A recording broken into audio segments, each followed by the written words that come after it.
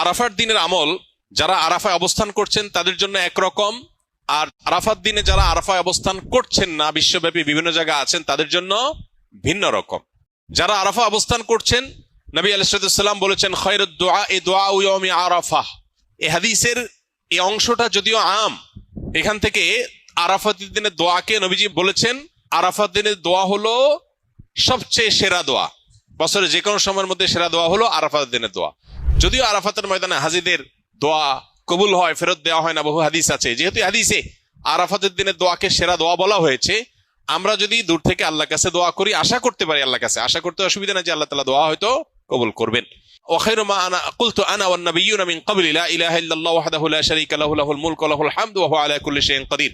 আরাফাত দিনে নবী রাসূলুল্লাহ সাল্লাল্লাহু আলাইহি ওয়াসাল্লাম বলেছেন, আমি এবং আমার পূর্বে নবী রাসূলরা যত দোয়া আল্লাহর কাছে করেছেন এর মধ্যে সবচেয়ে সেরা হলো এটা, লা ইলাহা ইল্লাল্লাহু ওয়াহদাহু লা শারীকা লাহু লাহুল মুলকু ওয়া লাহুল হামদ ওয়া হুয়া আলা কুল্লি শাইইন কাদির। এটা আমরা বিশেষ করে পাঠ করব।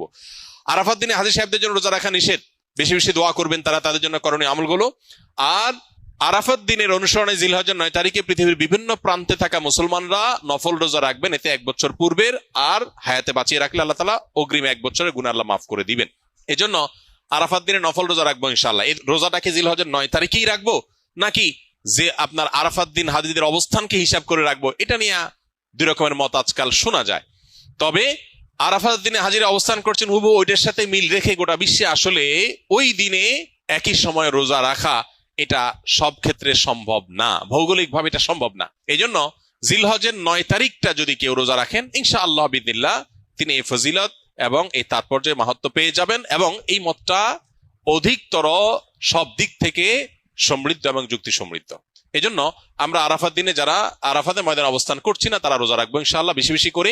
আর জিলহজের 1 থেকে 9 তারিখ পর্যন্ত সবগুলো দিনই রোজা রাখতে পারলে আরো ভালো, তাহলে সেক্ষেত্রে ইখতিলাফ এবং মত পার্থক্যের আপনি এমনি উঠে গেলেন। সবগুলো দিনই আসলে রোজা রাখার চেষ্টা করা দরকার যদি তৌফিকে হয়।